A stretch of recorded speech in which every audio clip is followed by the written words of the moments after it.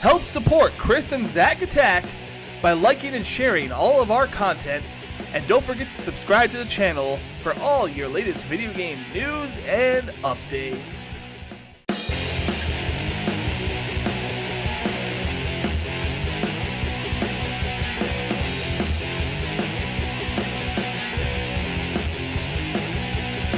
Hello friends, it's Chris. It's Zach. And welcome to another episode of Chris and Zach Attack the News! Attack the news, punching it in the face, some low blows. This is the only place where you get Chris and Zach reporting on the news of the week. Yep. Here on Chris and Zach Attack YouTube channel. Here we are. Yeah. Support us. Been a while. Subscribe us. I feel like it's been a long time since we've had just like a news video. Because we were like on week. Yeah, we were on E3 for a while, and then I wasn't here, so we didn't get to record, and then we did a quick attack. Yep. Here we are. Did the first episode of the quick attacks. Yeah, that was fun. That was a lot of fun. We figured out that we can do more quick attack videos in the sitting that we're doing, so it's like, yeah, why not? Videos every day. Fuck yeah. Get it going. 365 videos a year. You can make quick attacks out of this video. No, right. We're not going to. We want to do the lawn game. Yeah, just wait till the end because it's going to get good. Oh, yeah. All right, so let's do this. Let's do the top story of the week. Top story. We're going to go right down to it. The Grand Theft Auto 5 drama, modding drama. God. See, Holy shit. There's so much drama with modding, because it's like Bethesda has drama with modding, Take-Two is having drama with modding. It's like modding is, maybe it's just more trouble than it's worth. Well, I mean, at the same time, it's like, you know, there's reasons why they kind of go after the modders, is because, like, they're trying to protect their intellectual property, number one. Yeah. Yes. And that's actually the only reason they're going to do it. They do it, is they want to protect their IPs. Because it's money. Because it's like, we're not getting money. They're making money off of our product. Like, how the hell can we make that? How do we get that money, or how do we stop them from making that money? Yep, pretty much. And then there's also, Bethesda. There's Bethesda. There's Take-Two Interactive here, the parent company for GTA. And then also Blizzard has thrown out cease and desists in the past for the vanilla WoW server. Yep. That was just this last year almost. It's been about a year since that came about, but so kind of going into the GTA 5 thing real quick. So GTA 5's modding tool is called Open 4. Okay. I don't know why it's called Open 4. I guess there was an Open 3, maybe an Open 2. I don't know. Seems like it's a good call. It's probably right. Was the first one just called Open then?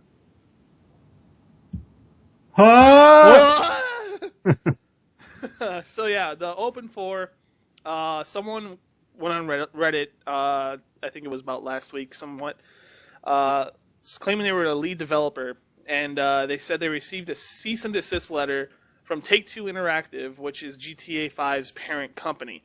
So there's Rockstar, who, you know, they made GTA 5, but then they're also owned by Take-Two Interactive, if I'm not mistaken, right? Yeah. Yeah. So because of that, they took down the Open 4 modding thing that people can get into. Yeah. And we've seen plenty of people use this modding tool. Oh yeah. There was a particular movie project. People use it for movie projects. People use it to put in like some fancy schmancy, like some mods, like some superhero mods. Like you could be Batman, you could be Iron Man, Hulk, all that stuff. Yeah. They even had a cell phone mod, the Samsung cell phone mod, where it blows up in your face. Yep. Yeah, I mean, so it's just like people are kind of just being like really creative and just kind of like doing whatever on there. Yeah, absolutely. It's a very wonderful creative tool. Yeah. So yeah, with that cease and desist letter and the takedown of Open 4, the modding community got so upset. I mean, a lot of people got upset, even if they weren't really big modders. If they didn't like partake in like creating mods, they probably partook in using the mods, stuff like that. So like the entire fan base that liked to use these mods, they got very upset. They started a petition, had about 78,000 signatures, which is actually really good. Yeah, that's a lot. And they also consistently gave the game the lowest review score you could possibly get it on Steam. So for this entire week's Grand Theft Auto 5 was probably like a very, very low rated game. I mean, all things considered, it is actually a really good game, but they gave it the low rating because of what they were doing, what Take-Two Interactive decided to do. Yeah. And now, just the other day, I don't know if it was today but Rockstar released a statement saying they spoke. Basically, it said they spoke to Take-Two, and Take-Two agreed to leave single-player modding alone. So now the modders got their project back. They can mod the game again, and they can have fun with it now. But for a while there, it was just really, Yeah. Well, yeah, because I mean that's the thing. It's like you're really alienating your fan base when you do something like this because, as we can see, because all the updates for Grand Theft Auto 5 have been multiplayer updates. Yep. So people just stop playing your multiplayer. It's like that's a huge source of your revenue for this game that's just gone. So I mean, when you start doing this kind of stuff, I mean that really leads to people maybe just leaving your game, not playing any other Grand Theft Autos in the future. You never know. So I mean, yeah, it's kind of.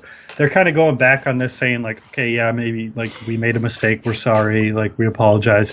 You can mod single player, where it should be fine to mod. Cause I mean, it's like single player doesn't, it's single player. Like who cares? It's single player. Exactly.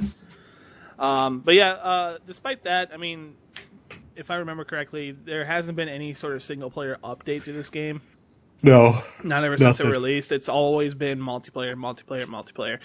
Yep. And from what I remember playing the early days of the multiplayer, it was back on the PS3 a little bit before the PS4 came out. It was, I don't want to say toxic, but it was pretty bad.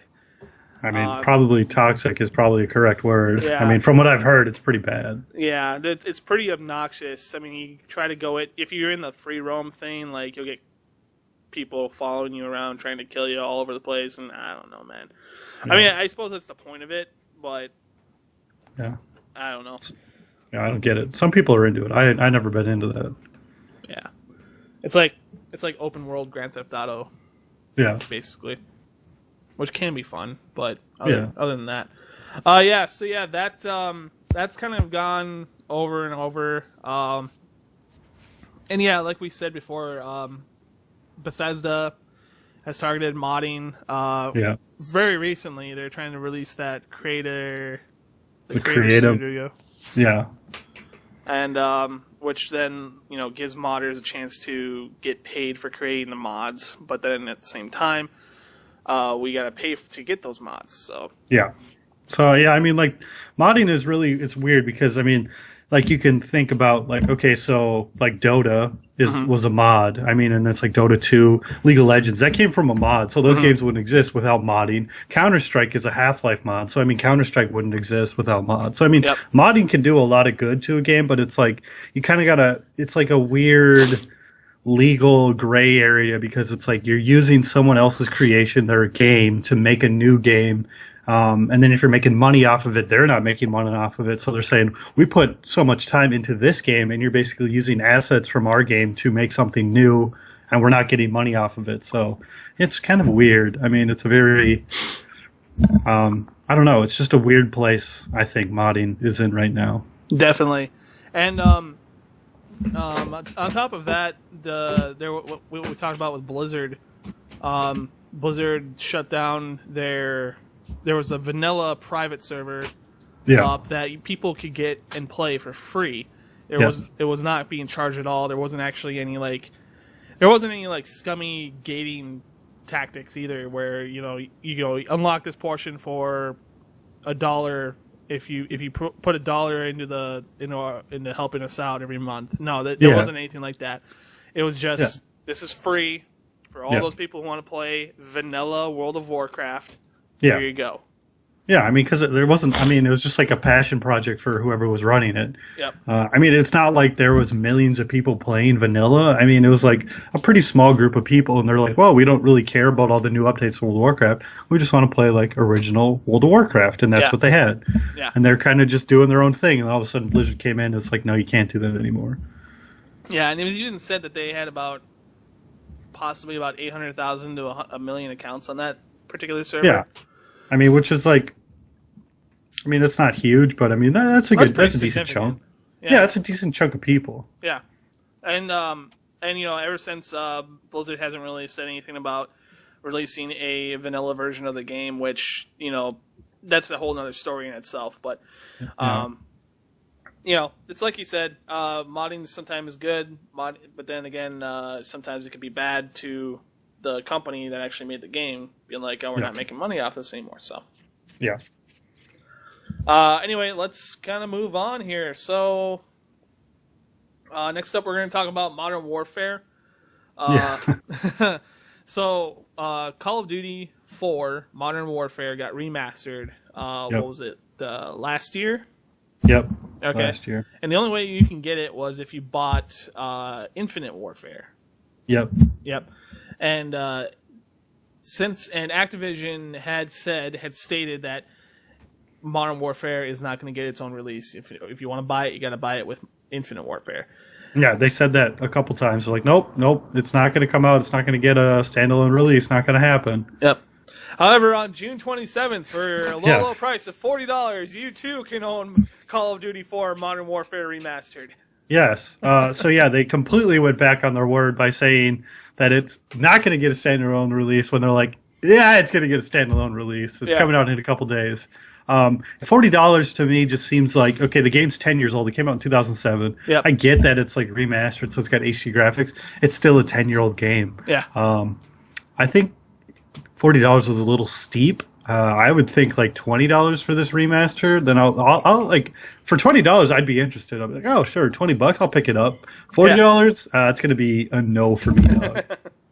I mean, at least it's the biggest thing I can say is there's a couple of things I could say.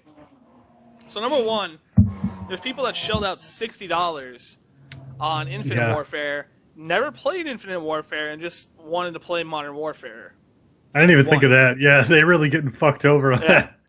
Ooh. Yeah. So there are people out there that actually did that. Like, just said, hey, here we go. Infinite Warfare. I can only play Modern Warfare if I have this disc in there. So, there we go. I will never play Infinite Warfare. I'm only playing Modern Warfare because it was the best one. Yeah. Wow, they're really getting fucked over on that. God damn. And now that it's coming out. And second thing I could say, you know, it's a remaster, $40 price tag.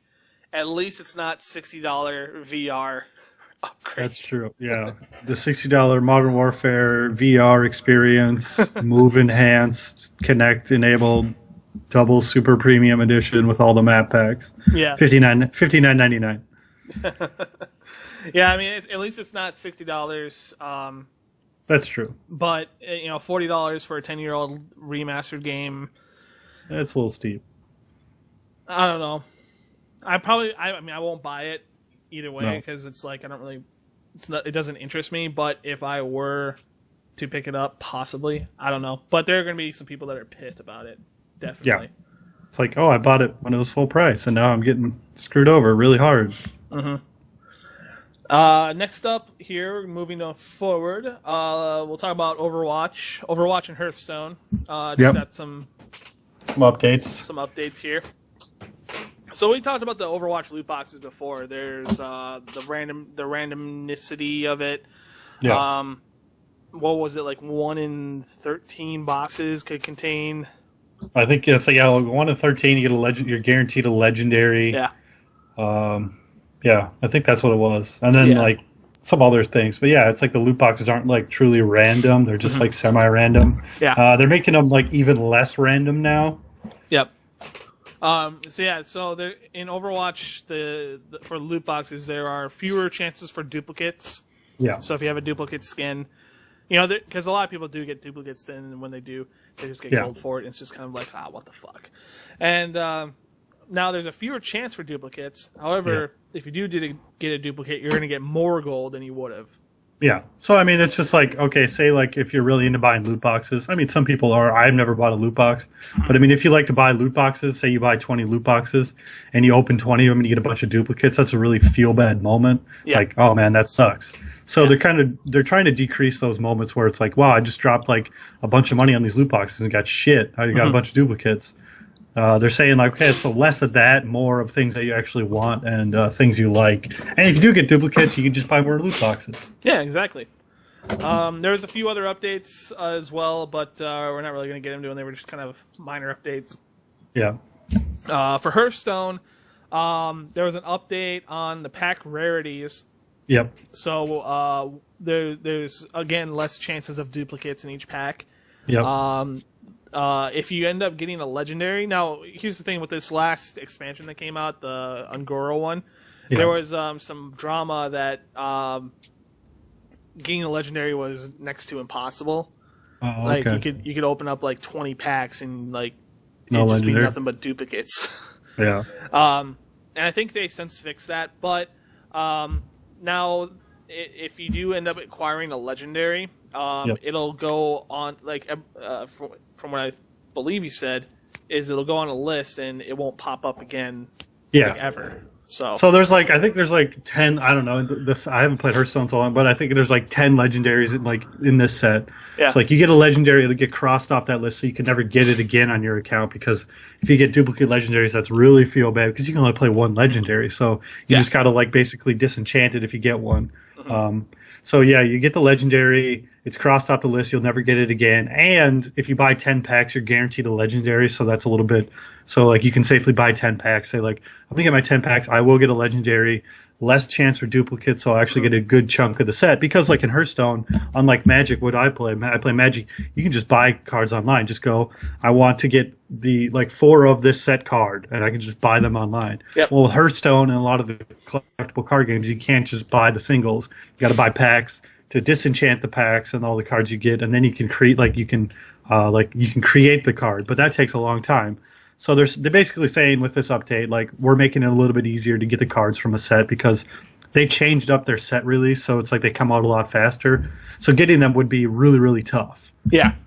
So they're just saying it's like again with the Overwatch thing, less feel bad moments. So like you're gonna buy some packs, you're gonna crack those packs, you're gonna feel a little bit better because you're gonna get some legendaries, you're gonna get less duplicates of the cards you have, and you're just gonna feel better about buying packs. That's good, and that's always a good thing when you play a game and you feel good about playing it. Yeah, exactly. Yeah, so, I mean that's a big component because that's a big part of Hearthstone is cracking packs because that's one of the only ways to get cards. It's not just like, oh, that's just an additional thing you can do in the game. It's like, no, that's like one of the big parts of the game is cracking packs. Yep. And then just a minor note, Diablo 3, the Necromancer pack, that's coming out pretty soon on June 17th for $15. 27th, sorry. Oh, yeah, sorry. June 27th for $15, which is this Tuesday. Tuesday, yep. So it's like you get the Necromancer, which is a brand new character. You get like some new legendaries. I think there's some new pets, some new stash space, and just like random updates and all that stuff. I think the season's going to start when it comes out. So it's like season 11. We'll start with the Necromancer. So it's exciting. I mean, there really hasn't been a whole lot of updates to Diablo 3 since after the initial expansion. So it's kind of nice to see like Blizzard isn't just giving up. They're actually like, okay, I mean, it's $15, so it's not free, but still it's like they're gauging interest in this game. So they're saying like, if this $15 thing sells pretty well, we can keep updating Diablo. So maybe this is like a sign of like, okay, so in the future, Diablo can get some more $15 updates, $10 updates that add characters and other things to the game. Yep. I know you're a big Diablo fan. Are you planning on buying that one? Yeah, I probably will. Nice. Yeah, I'll pick it up. I'm kind of contemplating because they have like a collection for the like PlayStation 4 that includes the. This would be like the 5th time I bought Diablo if I buy it for the PlayStation 4. But I'm thinking about it because you get the game, the expansion, and then the Necromancer pack. I think it's like $40, but that's not bad. I'll have to see if they have like a deal on it or something. Because I don't have it for PlayStation 4. I have it for PC. I have it for the Xbox. I don't have it for PS4. I got to pick it up for PS4. Now, question: when you buy it for the PS4, does your BattleNet account come over like with your characters and stuff, or no? No. That sucks. I think you can hook it up to your Battle.net, but you can't like transfer characters. But it's like I can be playing on like my Battle.net account. Like I can link it, but I can't like get my characters. Gotcha. That's too bad. Yeah. Let's see here. Let's talk about Final Fantasy XIV. You've been playing a lot of that. I have been playing a lot of that. Yeah, I've actually got it on right now because. Don't want to lose your line. Exactly. So it literally takes me like 2.5, maybe 3 hours to get into the fucking game on the server that I play on. It sucks. Free character transfer, server transfer. I mean, they got that going on right now, but I've got some friends that play on this server, so it's like fuck. Yeah. But yeah, it's still when I get in there, it's a lot of fun. There's little tricks that you can do to not get queued out. Oh. Or something like that. But like if you sit there talking to an NPC, it'll seem like you're interacting with it, which when you're not. But so it won't boot you. Okay. Yeah, so it won't boot you out, and that's kind of what I'm doing. He's just kind of sitting there.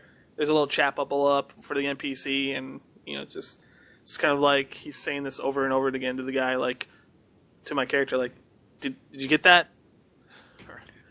Did you get it? Did you get it? Did you get it? I'm just sitting here like, I don't think he's here. Did you get it? It's like, hello? Hello? Did you get... Do you need me to say that again? You really got to contemplate your answer.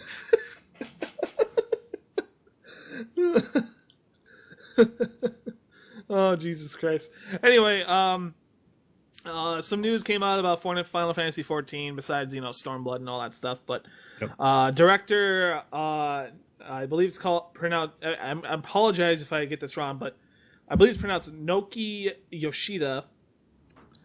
He stated that he's still interested in bringing the game to the Switch and the Xbox One. However, they have to agree to cross-platform capabilities. So, yeah. So Xbox, if Xbox and Switch wants this game on their stuff, they have to agree to say, all right, everyone that plays on these two consoles can also interact with people who play on Sony PlayStation and the PC. Yeah. Well, I mean, the big thing we've seen Microsoft and Nintendo willing to like cross-play because they have Rocket League and then Minecraft or cross-play. Yep. Sony's the one that's not allowing cross-play. Sony's the one who's saying no every time. They're saying no, we don't want it. No, we don't want it. So I think Microsoft is for it. I think Nintendo's probably for it, and then Sony's the one that's like nah. Yeah. Which is like, I mean, come on, Sony. What's the deal? And I believe Sony came out about this when they were asked about it with Rocket League. Yeah. And I believe what they said was something like around the lines of we can't, when people play online, there's a certain standard to be held, or something along the lines like if someone's a jerk, you can just report them and we'll take care of them for you. However, if you're playing with somebody who's playing on an Xbox and you try to report them, they're not going to be able to do anything about it. Huh. Something along those lines, I believe, was what he was getting at. Those fucking Xbox gamers, bunch of douchebags. Fuck them. Fucking assholes. But, however, in this sort of instance, they wouldn't have to do that. I mean, that'd be Square Enix. That'd be all Square Enix's problem. Yeah. I mean, that's the thing. It's like if you run an MMO, it's like the developer's job to take care of like people who are like cheating, hacking, or like being rude in the game or doing anything like that. I mean, Sony, why would Sony care? Yeah. I mean, it's a miracle in itself that they're doing this with PC platforming. Yeah. Because most people who play on PC have Microsoft Windows on their PC. Genius, right? You're running Windows. I'm not 100% sure if it is for the Mac or not, but like I don't know. That's a good question. Let's find out. It might be. Final Fantasy XIV XIV Mac. Let's see. Oh, yeah, it is. PlayStation 4, PlayStation 3, Microsoft Windows, Macintosh operating systems. Yeah, so you can play it on anything now. Yeah, except for Xbox and Switch. Yeah, I mean, and I think it could be a pretty big boost to if it was on the Xbox. I know there's like a pretty good. There's a big group of people on the Xbox that don't have a Sony platform and that are into like Japanese role-playing games, and I think there's a big market for that on the Xbox. I mean, I think they could get a decent chunk of subscribers from Xbox, and the Switch is totally an untapped market, so you could have a ton of people playing on the Switch. Yeah, like an MMO on the Switch hasn't been done yet, so I mean, you never know how it could be. I mean, that could be huge. It could be incredible, like playing an MMO while you're taking a shit. Fuck yeah. Yeah. Yeah. I mean, that's the thing. It's like, I mean, I think at some point Square Enix needs to like not care about crossplay. I mean, I know crossplay adds to ease for the updates because they all update at the same time with crossplay, so you don't have to worry about the update hit on the PlayStation 4 and we still have to wait for the update on the Xbox One. Yeah. And then the update on the Switch. When they're crossplay, they just update them all at the same time. Well, I mean, I think it's more so with Square Enix, they want their player base to be able to play together. Yeah, that too. Yeah, that's the whole point of it, and like that's the whole point of why I bought it is because like my friends who play on the PC, I'm like, oh, I can play with you with my PS4. Yeah, I don't have a good PC.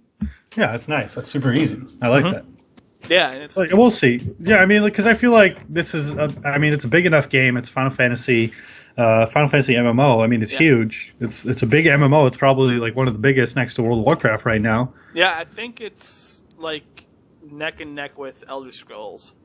Yeah, I mean they got to be super close right now. But with their player based model, or they have a subscription model on this. Yeah. So it is the next biggest MMO next to World of Warcraft with a subscription model. Oh, nice. Yeah, for sure. Yeah. So, I mean, you can play ESO free to play. You just buy the expansions and the DLC, all that stuff. You can just buy those separately, or you can subscribe to that and get it all for free anyway. But the Final Fantasy, the only way you can play is with a subscription. I think you can get up to level 30 free to play, but I think so. Yeah. You can't go anywhere else unless you subscribe. Yeah. Which is good. It's good to have variety. I like having Final Fantasy around because I'm so bored with World of Warcraft. Yeah, I mean it's good to have competition because it's like if you get bored with one game, you can move on to another one. You can just jump around and play different games if you get bored with one. Yeah. But that's the Final Fantasy XIV news. We're gonna jump into movies real quick. So there's some Han Solo solo film. Yeah.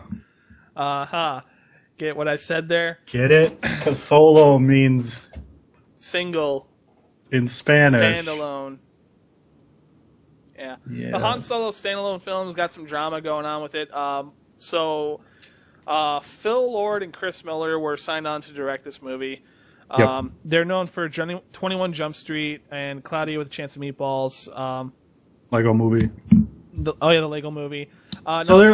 They're like comedy directors. It's like that's what they got their start in comedy. I mean, like 21 Jump Street, 22 Jump Street. They're like action comedy, but they're mainly comedy movies. Yeah, yeah, and they're all of them are really good movies too. Yeah, they're solid directors. That's the thing. When I heard that they're directing Han Solo, I was like, oh, okay, that's a fine choice because Han Solo, I feel like it's a character that could lend well to their style. And like I was like, oh, okay, cool, this is fine. I mean, these guys are like a good choice for this movie. I was on board with this choice. Yep. However, the star of the film, who the directors chose, chose them, not the producers. Phil Lord, Chris Miller, they had a lot of power in choosing who they're going to cast. Like Donald Glover, Lando, the guy, can't remember his name, as Han Solo. Alden Ehrenreich? Yeah, Alden Ehrenreich, something like that, as Han Solo. So they had a lot of say in who they want cast in this movie, which is interesting. You don't really see that a lot. Directors don't really get the final choice or even the first choice in casting. Yep. So Alden Ehrenreich, I think it's pronounced. The star of the film, who plays Han Solo, he went to Kathleen Kennedy, The producer. the producer of the film, and expressed to her. And Kathleen Kennedy is also like the head honcho. She's head of LucasArts. Yeah, she's head of LucasArts. Yeah. He went to her and told her that Lord and Miller, they weren't giving the film very good direction, stating that it was a little too slapstick. Yeah. Than what it should be. Yeah. Which is, I mean, I don't know what to say about that. Yeah, I mean, it's like, again, I mean, like, I like the casting, but I mean, I like the hiring of Phil Lord and Chris Miller, but then you also have to go and say, like, okay, what is their style? What can they bring to it? Mm-hmm. I mean, it's like they are kind of slapsticky. They are kind of more on like edging on comedy than action. Mm-hmm. So yeah, I mean, at the end of the day, when you're complaining about comedy directors directing a film that turns out to be a comedy more than an action movie, I mean, you can't be surprised because you got to look at like, well, that's what they do. They do action comedy movies. Yep. So yeah, and then it was also reported that they were also clashing with the other writer of the film, Lawrence Kasdan. Yep. Kasdan. Lawrence Kasdan, who wrote The Empire Strikes Back, Return of the Jedi, and Force Awakens. Yeah, so this guy, big head honcho of Star Wars writing. Yeah, like he knows Star Wars. Mm-hmm. He's like responsible for the good Star Wars movies. Mm-hmm. So this guy like knows Star Wars, and it's interesting because I mean Phil Lord and Chris Miller, they are probably going to be on the losing end when you compare Kathleen Kennedy and Lawrence Kasdan. They're going to be on the losing end every time. Yeah. Whatever Kathleen Kennedy and Lawrence Kasdan say is probably going to go over than what Phil Lord and Chris Miller have to say. Yeah. That's definitely the case now as they were taken off of the project. Yeah. They were fired, They were fired, and they're now replaced by Ron Howard. Ron fucking Howard. Mm-hmm. Ron Howard, who fucking lucked into that goddamn thing. No kidding. Ron Howard, who directed Apollo 13, A Beautiful Mind, those really big ones to name. I mean, he's got a fuck ton of movies too. That's the thing. Okay, like Ron Howard is a fine director. Yeah, he's competent. Mm-hmm. He hasn't really done anything lately. He's done a lot of those shitty like Dan Brown adaptations. Those movies aren't very good. Yeah. So like, he's basically a yes man to Kathleen Kennedy and Lawrence Kasdan. He's not going to come in and like try to like push his creative ideas on the movie. He's not going to try to like navigate the movie to suit what he wants it to be. Kathleen Kennedy and Lawrence Kasdan are going to say, this is what the movie is, this is what we need to finish it up, and he's going to say, sounds good, got it. Yep. So he's just, like you said, just a glorified yes man. Yeah. I mean, he is a fine director. Yeah. I mean, and he was in Happy Days, come on. He was in Happy Days, yeah. Yeah. That's the Han Solo film drama, which I believe that comes out I think it's still scheduled. Yeah, it's still scheduled for 2018. So even with the firing of the original directors, hiring of Ron Howard, the release date has not changed. That'll be interesting to see if that changes, because I could see that kind of like if they anticipate more shooting than they're thinking, I could see the film getting pushed. But maybe they're like, we just need to wrap this. Like, just need to finish this movie. I feel like I'm kind of worried for the movie because that's never a good sign when a director gets fired middle of production, not at the end of production, not the beginning, the middle of production. I mean, this thing started filming in like February, so I mean they're like right in the middle of production. Yep. It'll be interesting to see what the end product looks like. And then we also kind of got the same thing to boot with the Justice League movie. Yeah. When Zack Snyder stepped down and was replaced by Joss Whedon. However, the filming was already complete. I think Joss is just taking over for final edits, final cuts, all that stuff. Yeah, I mean, and that was the process. That was less of creative differences than more like personal issues on Zack Snyder's side. I mean, like because his daughter committed suicide. It's very tragic stuff. So that's less of him saying like, well, I have to take care of some personal stuff, other than like Phil Lord and Chris Miller saying like, you guys aren't cutting it, so you're out. Yeah. Yep. Speaking of DC stuff, Wonder Woman, which I got a chance to see last weekend. Yeah, Nice. I still have yet to see it. I do want to see it. it's very, very good movie. If nobody has seen it yet, then you got to go see it. It's fucking phenomenal. That's what I've been hearing. So Wonder Woman has set a brand new box office record as the highest grossing movie directed by a woman. I just had her name. It was Patty Jenkins. Patty Jenkins, yes sir. All right, I'm good. This movie is directed by Patty Jenkins. And like I said, they need to keep her on. Like, she is fucking on point. Like, holy crap. Yeah. So it's globally now is globally made $652 million in the box office. So yeah, it's a lot. Yeah, of money. I mean, that's really good. I mean, that's like, I know it's like you hear people saying like, just go see it because like you like a feminist or stuff or something. No, it's like at the end of the day, you just make a solid film, people will see it. Yeah. Like, it didn't work like because that was like the big argument for Ghostbusters was like you got to see it because it's a female only lead, but that movie didn't make any money and it was shit. Yeah. So it's like that argument doesn't work when it's a bad movie. You just make a good movie. You just happen to have a woman director and a woman actress as the lead. Wow. Well, solid. You make money and you have a good film. Doesn't matter that it's. No, it doesn't matter. You make a good movie, you get a good director, you see results. Yeah, exactly.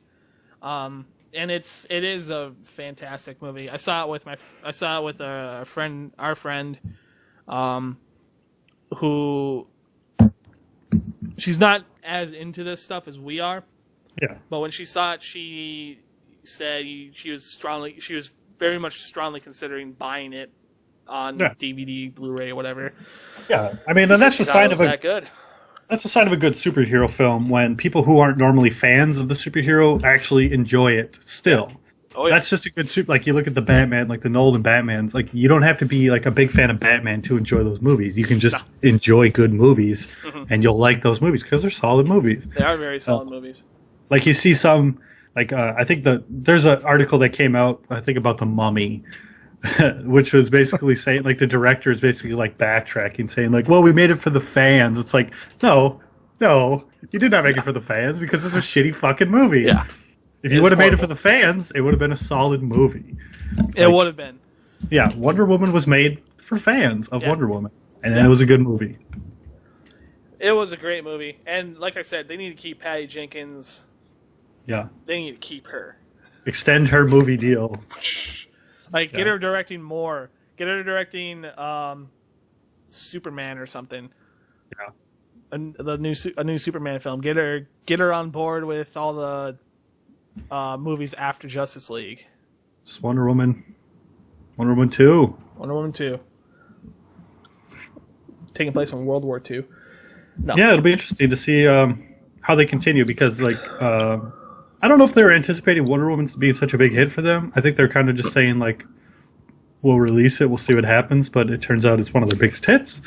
So you might see Superman and Batman kind of, the focus kind of being off them a little bit, and Wonder Woman maybe being the main focus. That'd be great. I like that. Yeah.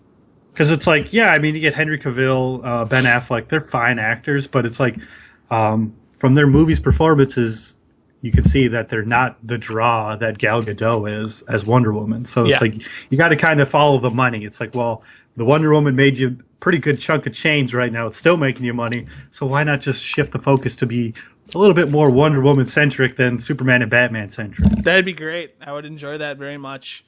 Same with like just kind of getting some new direction going with the whole cinematic universe.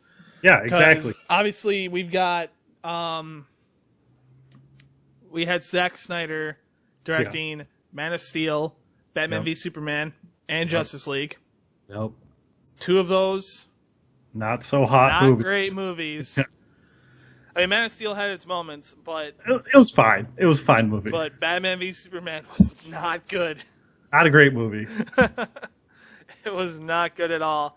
And then they tried to, like, when it came out into digital and video and all that stuff, and they said, get the extended cut because it's going to make more sense. Nope. Still didn't really make a whole lot of sense. Still was pretty bad. And then Suicide Squad's like the forgotten one because that one was so fucking shitty. That one was like already forgotten. Like, yeah, Suicide Squad actually came out. That was actually a movie that was released by DC. Suicide. What was it about? Exactly. Like, was Will Smith in that? I vaguely remember. Yeah. Another woman in that movie. Yes. So. Was Jared Leto Joker? I think so. So, okay, by saying, like, it didn't work for Superman, it didn't work for Batman vs. Superman, it didn't work for Suicide Squad, it worked for Wonder Woman. Focus on Wonder Woman. Just focus on her. She's obviously the ingredient that your recipe was missing. Yeah, absolutely. Because even in Batman vs. Superman... Especially if you look on the other side, with Marvel having a mostly male-centric type of thing, I think the only real... Well, aside from Captain Marvel, who's coming out in a couple years, the only other real female perspective that we get is Black Widow. Scarlett Johansson, yeah. And she hasn't had her own standalone. She's just been Exactly. She's been a co-star. There. Exactly. It's like, that's okay. So, like, we're saying it's a good movie. Wonder Woman's a good movie, and it's actually a unique voice for DC to follow this Wonder Woman path. Yeah. Which they've kind of been looking for a while, because it's like they started off their cinematic universe not really knowing what they were doing. They're like, oh, we'll start with Superman, put Batman in it, and it didn't really. Suicide Squad, it didn't really go anywhere. We didn't really see a result of all this stuff. Finally, with Wonder Woman, we're seeing something. We see like a beacon of something that could lead to a great cinematic universe. They just need to follow that and figure it out. Yes, I agree completely. All right, so that's going to do it for us for this week of the news. Here we are. We're going to come back at you later this week with some quick attack episodes. Quick attacks.